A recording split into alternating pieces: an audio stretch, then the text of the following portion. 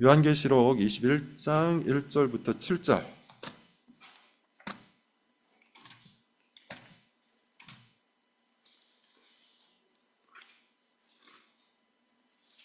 요한계시록 21장 1절부터 7절의 말씀을 우리 같이 한번 읽어보겠습니다.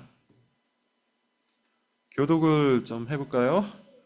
자, 또 내가 새 하늘과 새 땅을 보니 처음 하늘과 처음 땅이 없어졌고 바다도 다시 있지 않더라.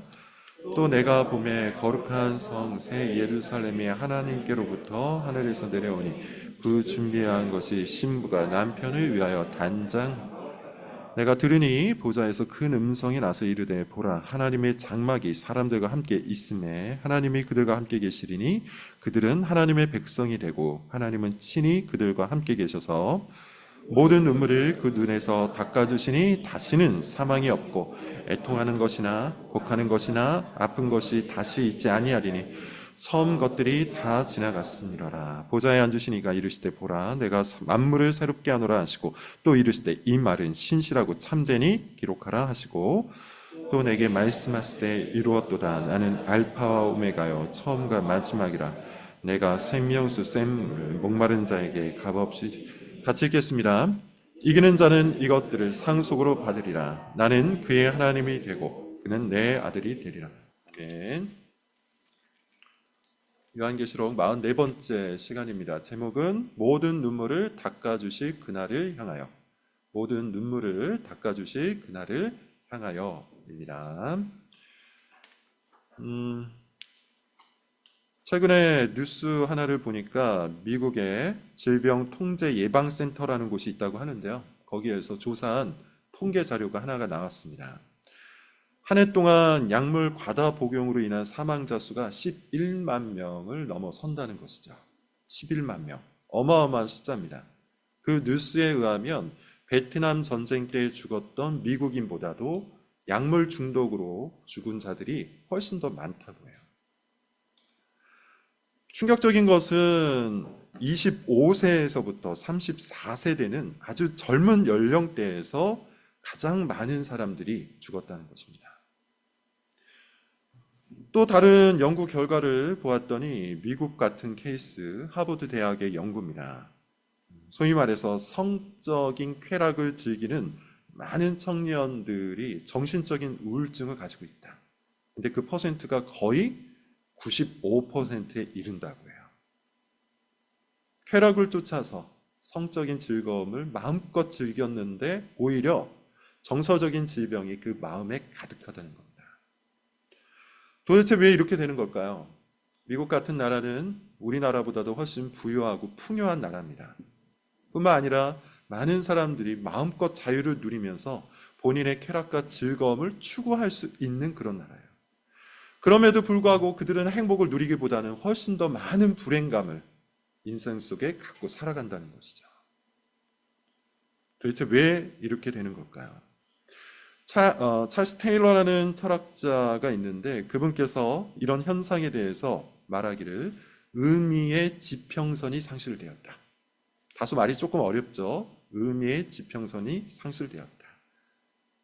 쉽게 말하면 이겁니다. 초월적인 가치가 사라져서 의미라는 것이, 인생의 의미라는 것이, 인생의 가치라는 것이, 목적이라는 것이 사라져버린 현상이라는 겁니다. 인생의 의미가 없어요. 인생의 가치가 없어요. 인생에서 가장 중요한 것이, 인생에서 가장 소중한 것이 무엇인지 알 수 없는 시대가 되어버렸어요. 그래서 열심히 쾌락을 쫓아 살아가고 있는데, 열심히 자기가 만든 가치를 위해서 살아가고 있는데 막상 그것을 취하였더니 오히려 그 마음이 공허해지다는 겁니다. 막상 오히려 그 마음이 훨씬 더 우울해지더라는 겁니다. 영국의 철학자 존 그레이라는 분도 계신데 그분도 비슷한 말로 이런 현상을 희망 없는 쾌락주의라고 합니다. 희망 없는 쾌락주의. 소망이 없어요. 희망이 없어요. 소망과 희망이 없으니 그냥 지금 여기에서 내 본능이 시키는 쾌락만을 즐기는데 사실 그런 것들이 오히려 우리 인생을 훨씬 더 불행하게 만든다는 것이죠. 우리가 살아가고 있는 이 세상은 참으로 부유한 세상입니다. 그리고 우리가 원하는 것들이 있다면 얼마든지 더 빠르게 더 강한 자극과 쾌락을 누릴 수가 있어요. 인터넷을 켜서 내가 원하는 물건을 하루 만에 구매를 할 수 있습니다. 인터넷을 켜서 내가 원하는 즐거움을 마음껏 누릴 수가 있는 그런 시대예요. 돈만 있으면, 시간만 있으면, 그리고 우리에게 약간의 노력만 있으면 우리가 원하는 것들을 마음껏 누릴 수 있는 그런 세상이에요. 그런 세상이라면 우리가 훨씬 더 기쁘고 즐겁고 행복해야 하는데 정작 나오는 지표들을 보아하니 그렇지 못하다는 거예요. 오히려 많은 사람들이, 특별히 많은 청년들이 더욱더 공허해지고 더욱더 허무해지고 더욱더 슬퍼지고 아파하는 시대가 되었다는 것이죠. 도대체 왜 이런 일이 벌어지는 걸까요? 우리 시대에, 그리고 우리에게는 희망이 있는 걸까요? 소망이 있는 걸까요? 오늘 본문은 그런 질문 앞에 아주 강력한 답변을 제공합니다. 본문 내용을 여러분 한번 살펴보도록 하겠습니다. 오늘 본문의 저자는 우리가 다 알고 있는 것처럼 사도 요한이에요. 사도 요한의 지금 현실은 어떠합니까? 반모섬이라는 곳에 유배되어 있어요. 먹을 것도 없고 삶이 굉장히 공고합니다. 그리고 수많은 기독교인들은 당시 로마 제국에 의해서 압제를 당하고 고통을 당하고 있는 현실이에요. 앞서 설명을 들었던 그런 지금 현대인들의 상황보다도 훨씬 더 공고한 인생을 살고 있었다는 겁니다. 사도 요한과 당시의 기독교인들이 그러했다는 거예요. 바로 그런 현실 속에, 그런 공고한 현실 속에 살아가는 그리스도인들에게 하나님께서는 이 요한계시록이라는 책을 주셨는데, 이 요한계시록이라는 책의 궁극적인 목표가 어디에 있냐? 바로 오늘의 본문이에요. 소망입니다. 희망입니다. 본문을 여러분 한번 보겠습니다. 요한계시록 21장 1절부터 2절의 말씀을 같이 한번 읽어볼게요. 같이 읽겠습니다. 시작. 또 내가 새 하늘과 새 땅을 보니 처음 하늘과 처음 땅이 없어졌고 바다도 다시 있지 않더라. 또 내가 보매 거룩한 성 새 예루살렘이 하나님께로부터 하늘에서 내려오니 그 준비한 것이 신부로부터, 새 하늘과 새 땅이 하늘로부터 내려오는 환상, 새 하늘과 새 땅이 하늘로부터 내려오는 그 환상을 하나님께서 사도 요한에게, 그리고 당대의 교회들에게 보여주신 겁니다. 이것이 당대의 교회들에게는 어떠한 의미를 주는 걸까요? 당대의 교회에게 이것은 그들의 어떤 희망과 소망을 주는 걸까요? 특별히 여러분, 우리가 살아가고 있는 이 시대를 한번 생각을 해보십시오. 많은 사람들이 미래에 대해서 예측을 할 때 두 가지로 극단적으로 나뉩니다. 어떤 사람들은 항상 유토피아만 꿈꿔요. 지금처럼 발전한다면, 그 발전의 속도를 따라간다면 언젠가 이 세상 가운데 우리가 원하는 이상적인 현실이 이루어질 것이다. 유토피아가 임할 것이다. 라는 아주 극단적인 희망을 말하는 사람들이 있습니다. 반면에 디스토피아를 말하는 사람들도 있어요. 지금 현재 그 수많은 문제들을 가지고서 이런 방식으로 살다 보면 결국 우리가 살아가고 있는 이 세상은 비참한 현실을 맞이하게 될 것이다. 그런 극단적인 이야기를 하는 사람들도 존재합니다. 여러분은 어느 편에 서 있습니까? 어느 쪽이 우리가 바라보고 있는 현실입니까? 성경은 아주 명확하게 이야기하는데 그 두 가지 모두를 부정해요. 우리의 힘과 우리의 능력과 우리의 실력으로 만들어내는 유토피아, 그것도 부정하고, 그리고 사람들이 바라보고 있는 그런 비관주의적인 세계관도 부정합니다. 오늘 본문에서 말하는 바는 뭡니까? 오늘 본문에서 말하는 바는 하나님께서 친히 새 하늘과 새 땅을 만드시고 새 예루살렘을 이 땅 가운데 내려주신다는 거예요. 새 하늘과 새 땅은 이 세상에 있지 않았던 겁니다. 여러분 21장 1절을 보세요. 내가 새 하늘과 새 땅을 보니 처음 하늘과 처음 땅이 없어졌고 바다도 다시 있지 않더라. 처음 하늘과 처음 땅, 하나님께서 창조하신 바로 지금 이 물리적인 세상입니다. 우리가 만들어가고 있는 이 세상이에요. 그런 것들은 이제 없어지고 무엇이 있다고 합니까? 새 하늘과 새 땅, 하나님께서 만드신 저 새 하늘과 새 땅이 이 땅 가운데 찾아온다는 것이죠. 바다도 다시 있지 않더라라고 이야기하는데 여러분 이것을 문자 그대로 이해할 필요가 없습니다. 바다는 요한계시록 맥락에서 무엇을 상징한다 그랬죠? 혼란과 혼돈이에요. 짐승이 올라왔던 공간. 따라서 바다가 다시 있지 않더라는 것은 이 세상의 질서를 무너뜨리고 이 세상의 평안을 파괴했던 그 모든 혼란과 혼돈이 사라진다는 거예요. 혼란과 혼돈이 사라지고 모든 것들이 평안과 안식으로 변한 하나님께서 새로이 창조하신 새하늘과 새 땅, 그것이 마지막 날에 이 땅 가운데 찾아온다는 것이죠. 2절도 여러분 한번 보십시오. 2절에 뭐라고 얘기합니까? 또 내가 보매 거룩한 성 새 예루살렘이 하나님께로부터 하늘에서 내려오니. 새 예루살렘. 새 예루살렘은 요한계시록 맥락 그리고 성경 전체의 맥락에서 무엇을 이야기합니까? 하나님께서 머무시는 공간이에요. 원래 하나님께서 머무셨던 공간이 어디에 있었습니까? 우리 창세기 1장, 2장을 보면 에덴이었죠. 하나님께서는 에덴이라는 공간을 창조하시고 거기에 아담과 하와를 두십니다. 그리고 그곳에 함께 오셔서 그들과 머무시고 그들과 교제하셨어요. 그러나 인간의 타락으로 인해서 아담과 하와는 에덴에서부터 추방을 당합니다. 그리고 혼란과 혼돈과 아픔과 슬픔과 질병과 온갖 악들이 지배하는 이 현실 속에서 우리가 살아가고 있는 것이죠. 그런데 그 현실이 이제는 뒤바뀐다는 거예요. 새하늘과 새 땅이 열리고 새 예루살렘이, 다시 말하면 하나님께서 함께 하시는 그 공간이 하나님께로부터 이 땅 가운데 온다는 것이죠. 누구를 위해서 옵니까? 그 준비한 것이 신부가 남편을 위하여 단장한 것 같더라. 누구를 위해서 옵니까? 그리스도의 신부, 교회를 위해서 온다는 것이죠. 그리스도의 신부, 교회를 위해서 하나님께서 이 땅 가운데 새 하늘과 새 땅을 여시고 새 예루살렘을 허락해 주신다는 거예요.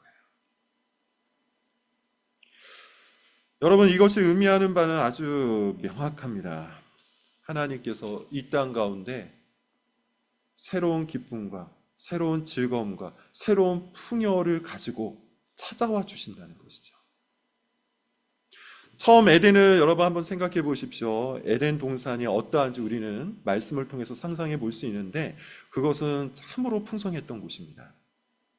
아담이 노동을 하지 않아도 먹고 살 수 있을 만큼 모든 것들이 풍성하게 넘쳐났어요. 아담과 하와의 관계가 참으로 친밀한 관계, 진정한 사랑의 관계, 그 누구도 깨뜨릴 수 없는 관계가 있었어요. 그리고 무엇보다도 하나님과의 관계가 충만했던 공간이에요.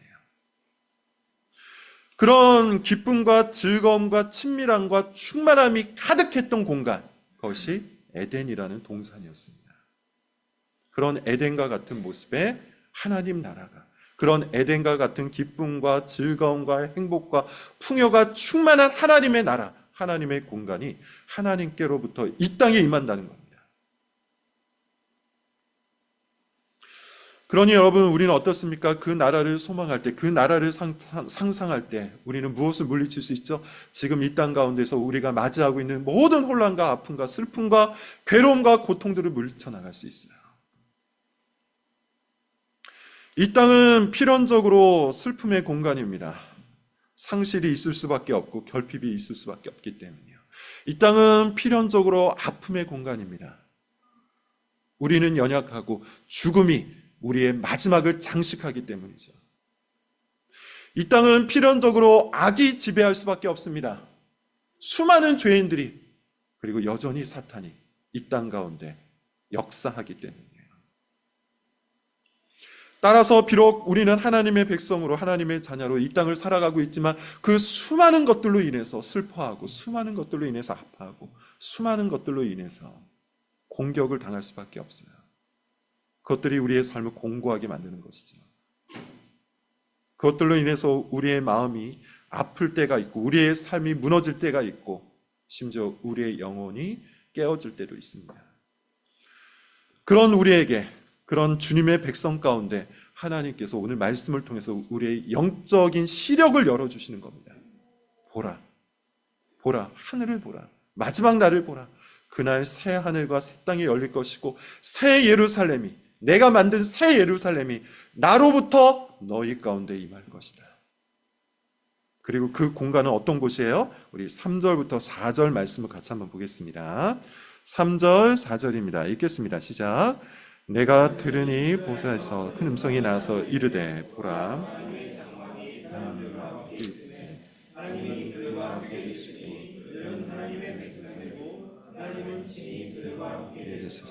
모든 눈물을 그 눈에서 닦아주시니 다시는 사랑이 없고 애통하는 것이나 곡하는 것이나 아픈 것이 다시 있지 아니하리니 처음 것들이 다 3절에 보면 새 예루살렘이 임할 때 어떤 일들이 벌어집니까? 하나님의 장막과 새 예루살렘은 동의어예요. 하나님께로부터 내려오는 새 예루살렘 그리고 하나님의 장막 둘 다 어떤 공간이기 때문이죠? 하나님께서 좌정하시는 하나님께서 임재하고 계신 공간이기 때문이에요. 자, 하나님의 장막이 사람들과 함께 있음에 하나님이 그들과 함께 계시리니 그들은 하나님의 백성이 되고 하나님은 친히 그들과 함께 계셔서 이게 뭡니까? 하나님께서 에덴 동산을 창설하실 때 갖고 계셨던 목적이죠. 하나님께서 이스라엘 가운데 성막을 주셨을 때 갖고 계셨던 목적이죠. 하나님께서 예수 그리스도를 이 땅에 보내주셨을 때 갖고 계셨던 목적이에요. 하나님께서 우리와 함께 계시겠노라. 임마누엘을 약속하신 그 하나님께서 영원히 우리와 함께 하시겠다는 비전, 환상, 그것이 바로 3절의 말씀이에요. 새 하늘과 새 땅이 열리고 하나님께서 만드신 새 예루살렘 하나님의 장막이 이 땅 가운데 찾아올 때 하나님께서 주님의 백성들과 영원히 함께 거하시겠노라. 여러분, 이것은 무엇을 말합니까? 제가 앞서 얘기했던 것처럼 지금 우리가 이 땅에서 겪고 있는 그 모든 슬픔과 아픔과 혼란과 혼돈과 질병과 악들은 근원적인 원인이 아니에요. 근원적인 원인은 어디에 있습니까? 하나님과의 관계가 단절되었기 때문에 혼란이 발생한 거죠. 생명의 하나님과의 관계가 단절되었기 때문에 이 땅 가운데 상실과 결핍과 슬픔과 아픔이 생겨나는 것이죠. 정의의 하나님과 단절되었기 때문에 이 땅 가운데 여전히 악이 힘을 행사하고 있는 겁니다. 그런데 마지막 날 하나님께서 새하늘과 새 땅을 여시고 하나님의 장막 가운데 거하실 때 어떤 일이 벌어지는 겁니까? 그 단절된 관계가 이제는 영원히 이어져서 우리 가운데 주께서 함께 하신다는 거예요. 여러분, 이것은 정말로 놀라운 선언입니다. 하나님께서는 단순히 혼란과 혼돈을 물리치신다고 말씀하지 않으세요. 하나님께서는 단순히 이 땅의 질병과 악들을 물리치시겠다고 말씀하지 않으세요. 하나님께서 말씀하신 근원적 치료책은 하나님께서 우리와 함께 하시겠다는 약속입니다. 여러분, 이것을 우리 모두가 믿을 수 있기를 바랍니다. 하나님께서 약속하신 바 이 말씀은 지금 여기에서도 우리가 누릴 수 있는 것이죠. 왜냐하면 하나님께서는 예수 그리스도를 통해 지금 우리 가운데 함께 하시기 때문이에요. 그래서 바울은 뭐라고 얘기합니까? 우리가 주님의 성전이라고 이야기하지 않습니까? 우리 가운데 하나님의 성전이 있다고 하지 않습니까? 하나님께서 우리와 함께 하신다고 이야기하죠. 하나님과 함께 할 때, 하나님께서 우리 가운데 거하실 때 우리는 비록 이 땅에서 많은 어려움과 고단한 현실을 맞이할 수 있으나 주님과 함께 이 모든 것들을 이길 수가 있는 겁니다. 그래서 7절에서 이렇게 얘기하는 겁니다. 이기는 자는 이것을 상속으로 받으리라. 나는 그의 하나님이 되고 그는 내 아들이 되리라. 하나님께서는 하늘을 열어서 우리의 영적인 시각을 밝혀주시고 새 하늘과 새 땅을 보게 하시고 새 예루살렘을 보게 하세요. 그리고 그분이 우리와 영원토록 함께 하실 환상과 비전을 보게 하십니다. 그리고 지금 여기에서도 그가 함께 하심을 우리에게 약속하시고 믿을 것을 요청하세요. 여러분, 인생이 얼마나 고단합니까? 앞서 얘기했던 것처럼 모든 것을 가진다고 할지라도 그것이 우리의 영혼을 채울 수는 없어요.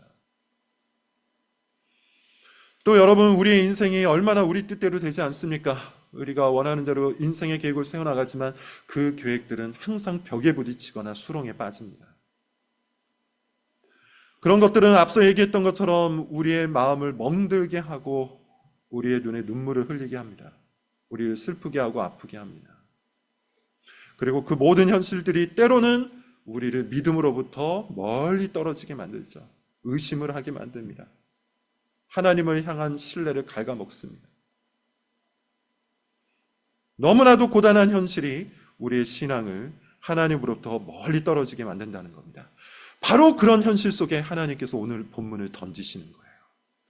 바로 그런 현실을 맞이하고 있는 교인들에게, 교회들에게 오늘 말씀을 보이시는 거예요. 내가 너희와 영원토록 함께 할 것이다. 지금도 너희와 함께 할 것이다. 그리고 마지막 날, 그날에는 내가 너희 가운데 영원토록 함께 할 것이다. 4절을 보십시오. 4절에 이렇게 얘기합니다. 하나님께서 그날 어떻게 하신답니까? 모든 눈물을 그 눈에서 닦아주실 것이라고 해요. 무엇을 이야기하는 걸까요? 하나님께서 우리의 눈물을 기억하시고 보신다는 것이죠. 또 뭐라고 말씀하십니까? 다시는 사망이 없고 애통하는 것이나 곡하는 것이나 아픈 것이 다시 있지 아니하리니 처음 것들이 다 지나갔습니다. 우리를 슬프게 하고 아프게 하는 그 고단한 현상들을, 그 곤고한 현실들을 하나님께서 다 제거해 주신대요. 특별히 여러분 앞부분 모든 눈물을 그 눈에서 닦아주신다라는 이 표현을 좀 주목해서 보십시오. 이 표현을 보면 의인화가 되어 있잖아요. 하나님께서는 영이시기 때문에 형상이 없으세요. 우리가 흔히 얘기하는 것처럼 하나님은 영, 보이지 않으시는 분이기 때문에 사실 우리가 가지고 있는 손이나 발 같은 형상이 없으신 분입니다. 그럼에도 불구하고 4절 앞부분의 그 내용을 보면 하나님께서 친히 손을 내밀어서 우리 눈에서 눈물을 닦아주신다고 이야기하죠. 뭘 얘기하는 겁니까? 하나님과의 관계가 완전히 회복됨을 이야기합니다. 단순히 눈물을 닦아주신다는 그런 의미가 아니라 하나님께서 우리 가까이 오셔서 우리의 아버지처럼, 우리의 어머니처럼, 우리의 배우자처럼, 우리의 친구처럼 우리 눈에 흐르는 모든 눈물을 닦아주시겠다고 말씀을 하시는 겁니다. 여러분 이것이 얼마나 우리의 기쁨이요 또 우리의 소망이 될 수 있습니까? 온 우주를 창조하시고 또 온 세상을 다스리시는 하나님께서 마치 우리의 부모님처럼, 마치 우리의 배우자처럼, 마치 우리의 친구처럼 바로 옆에 오셔서 우리의 눈물을 그 손으로 닦아주신다고 약속하시잖아요. 그것이 우리 주님의 약속입니다. 그것이 우리 주님의 마음입니다. 여러분 우리는 특별히 하나님께서 약속하시는 그 하나님의 말씀 앞에서 다시 한번 우리의 믿음을 들고 서야 될 줄로 믿습니다. 왜 그렇습니까? 우리가 살아가고 있는 이 사회에서도 많은 것들을 약속하죠. 이런 것들을 취하면, 이런 것들을 행하면, 이런 것들을 얻으면 너희의 눈물을 닦을 수 있을 것이다. 요즘 농담조로 그런 이야기들도 많이 하더군요. 만약 돈으로 할 수 없다면 더 많은 돈을 가지고 가라. 만약 우리가 돈으로 무엇인가를 할 수 없다면 우리에게 주어진 돈이 적은 것이 아닌가 생각해보라. 무슨 말입니까? 돈이 있으면, 더 많은 돈이 있으면 우리가 원하는 모든 것을 할 수 있다는 이야기죠. 돈이 있으면 우리의 눈물을 닦을 수 있을 것이고 돈이 있으면 우리의 슬픔을 걷어낼 수 있을 것처럼 세상은 이야기해요. 또 수많은 쾌락들 그리고 수많은 소유들을 통해서 우리의 마음을 채우고 우리의 눈물을 닦을 수 있는 것처럼 이야기합니다. 그렇게 약속합니다. 그러나 여러분 이런 것은 말 그대로 마비시키는 것에 불과해요. 우리의 영혼을 채울 수가 없어요. 일시적인 마비 현상일 뿐이에요. 원하는 물건을 사면 어떻습니까? 그 순간 당장은 기쁠 수 있지만 조금만 시간이 지나도 다시 마음이 공허함을 우리는 느끼잖아요. 내가 원하는 것들을 이룩했을 때 어떻습니까? 그것을 성취했을 때 그 순간만큼은 기쁘지만 조금만 시간이 지나도 그 성취의 기쁨이 다 사라져버리잖아요. 철학자 파스칼이 그래서 이런 말을 합니다. 모든 인간 불행의 원인은 단 하나다. 자기 방 안에 조용히 앉아있지 못하는 것이다. 그러면서 이어서 이런 말을 합니다. 모든 사람들은 자기 영혼에 누구도 채울 수 없는 빈 공간을 가지고 있는데 그 공간은 오직 하나님으로만 채울 수 있다. 오늘 본문은 이야기합니다. 세상 사람들이 이야기하는 그 모든 것들은 결코 우리를 채워줄 수 없고 우리의 눈물을 닦아줄 수 없고 우리가 이 세상에 겪는 그 모든 슬픔과 고통에서 우리를 건져낼 수 없다고 해요. 오직 한 가지입니다. 우리가 고통을 겪고 있는 그 근본적인 원인이 제거되어야 하는데 그것이 뭡니까? 깨어진 관계.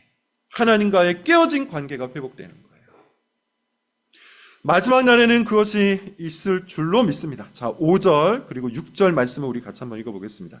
5절부터 6절의 말씀 함께 읽겠습니다. 시작. 보좌에 앉으신 이가 이르시되 보라 내가 만물을 새롭게 한다.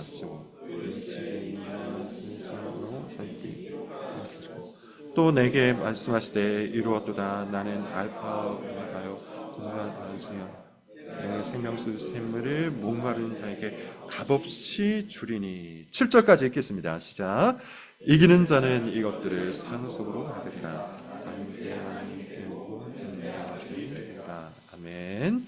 자, 보좌에 앉으신 이 장막 가운데 앉으신 그분, 우리 하나님이시죠. 그분께서 말씀하시기를 뭐라고 얘기합니까? 내가 만물을 새롭게 할 것이다. 만물을 새롭게 할 것이다. 이 세상을, 이 모든 만물들을 하나님께서 새로운 피조물로 거듭나게 하신다는 이야기예요. 그러면서 6절에 뭐라고 얘기합니까? 이루었도다. 나는 알파와 오메가, 처음과 마지막이라. 내가 생명수 생물을 목마른 자에게 값없이 주리니. 이기는 자는 그 생명수를 마시고 끝까지 주님 앞에서 충성을 바치는 그들은 이 모든 것들을 상속으로 받을 것이다. 그리고 결정적으로 이렇게 말씀하시죠. 나는 그의 하나님이 되고 그는 내 아들이 되리라. 여러분, 이 메시지는 요한계시록 전체에서 우리가 계속해서 살펴봤던 아주 주요한 메시지 중에 하나입니다. 당시 요한계시록 이 말씀을 받았던 교회는 어떤 현실에 처해 있었다고 그랬죠? 로마로부터 압제를 당하고 있었다고 했죠? 로마는 어떤 나라입니까? 강대한 제국이었어요. 로마 황제는 어떤 사람입니까? 모든 사람들의 생사 여탈권을 지니고 있었던 유일한 권력자였어요. 로마 황제를 숭배하지 않으면 그 즉시 생명을 빼앗길 수도 있고 모든 재산을 박탈당할 수도 있는 그런 상황이에요. 그래서 어떤 교회는, 어떤 그리스도인은 결국 로마 황제 앞에 굴복하기도 합니다. 그리고 스스로 타협해 가기도 하죠. 사람 사는 게 다 그런 거 아닌가 하면서 스스로 타협하기도 해요. 그러나 어떤 교회는 어떻습니까? 끝까지 주님 앞에 충성을 바칩니다. 비록 눈앞에 보이는 로마 제국이 강대하고 로마의 황제가 강력한 권력을 가지고 있는 것처럼 보이지만 실제로 이 세상의 통치자는 우리 하나님이 되심을, 실제로 이 세상은 하나님 나라가 장악해 가고 있음을 믿고 충성을 바칩니다. 어디까지 충성을 바칩니까? 죽기까지 충성을 바칩니다. 오늘 본문의 말씀은 그들을 향한 비전이에요. 그들을 향한 환상이에요. 그들을 향한 보상이에요. 그들을 향한 약속인 것이죠. 두려워하지 말아라. 흔들리지 말아라. 너희들의 믿음이 맞다. 새 하늘과 새 땅이 열릴 것이다. 저 로마가 아니라 새 예루살렘이 이 땅을 장악할 것이다. 로마 황제가 아니라 내가 보좌에 앉아서 이 세상의 모든 것들을 다스릴 것이다. 그러니 지금 너희가 흘리는 눈물, 지금 너희가 당하는 고통, 지금 너희가 당하는 그 모든 상실과 결핍은 내가 끝내 다 보상해 줄 것이다. 그러니 지금 이 길로 끝까지 걸어가라. 그게 7절의 말씀인 거죠. 이기는 자는 이것들을 상속으로 받으리라. 나는 그의 하나님이 되고 그는 내 아들이 되리라. 여러분, 우리는 우리 시대의 문화에 수많은 압박을 받습니다. 우리 시대의 그 수많은 압박 중에 하나는 뭐냐면 타협이라는 거죠. 우리의 믿음을 타협할 것을 끝없이 유혹해요. 조금만 타협을 하면, 우리의 믿음을 조금만 양보를 하면, 예수 그리스도와 이 세상의 양다리를 걸치고 살아가기만 하면 우리의 인생이 복되고 행복하고 이 땅에서도 누릴 것을 다 누릴 수 있다고 이야기를 해요. 이 땅에서도 누릴 것을 다 누리고 그리고 저 세상에서는 천국이 보장되니 이것이 얼마나 기쁘고 좋은 복음이냐라고 우리를 유혹합니다. 그러나 성경은, 오늘의 말씀은, 그리고 하나님께서는 분명히 말씀하십니다. 그것은 거짓된 복음이에요. 주께서 우리에게 주시는 복음은 아주 명확합니다. 오직 하나님 안에만 온갖 좋은 것들이 가득하다는 약속이에요. 오직 하나님께서만 우리에게 진정한 생명을 주실 수 있다는 약속이에요. 오직 하나님께만 우리를 복되게 해주실 수 있다는 약속입니다. 그러므로 그 약속을 믿는 자, 그러므로 그 약속을 붙들고 있는 사람은 어떻게 삽니까? 지금 당장 나의 행복과 지금 당장 나의 만족이 충족되지 않아도 주님 말씀하신 대로 그 길을 걷는 것이죠. 주님 말씀하신 대로 끝까지 주께 충성을 바치는 것이죠. 하나님께서 우리 가운데 찾아와 주셔서 하나님의 장막을 펼치시고 영원토록 우리와 친밀한 관계를 누릴 것을 소망하고 기뻐하면서 살아가는 것이죠. 여러분, 우리가 살아가고 있는 이 세상은 고단한 것이 맞습니다. 앞서도 말씀드렸던 것처럼 하나님과 단절된 이 세상에는 정의가 부족하고 사랑이 부족하고 그리고 우리가 필요로 하는 그 모든 것들이 사실상 왜곡되고 오염되어 있어요. 그렇게 이 땅을 살아가는 그리스도인들은 그로 인해서 수많은 아픔과 슬픔과 고단함을 겪을 수밖에 없습니다. 그것이 현실입니다. 우리는 그런 현실을 인정할 수밖에 없어요. 그러나 우리는 현실을 살아가는 존재가 아니죠. 그리스도인은 현실을 살아가는 존재가 아니에요. 현실과 타협하는 존재도 아니에요. 현실을 인정하나 현실이 아닌 믿음을 보고 살아가는 사람입니다. 그리고 하나님께서는 오늘 말씀을 통해서 우리가 믿음의 눈을 들어서 저 천국을, 새하늘과 새 땅을, 새 예루살렘을 바라볼 것을 강력하게 말씀하고 계십니다. 오늘 우리 모든 교인들 다시 한번 부탁하기를 믿음의 눈을 들고 영적인 시각을 회복하여서 주님의 나라를 바라볼 수 있기를 바랍니다. 현실이 아니라 주님의 말씀을, 현장이 아니라 주님의 약속을 우리 마음속에 붙들고 살아가는 우리 모든 교인들이 될 수 있기를 바랍니다. 기도하겠습니다.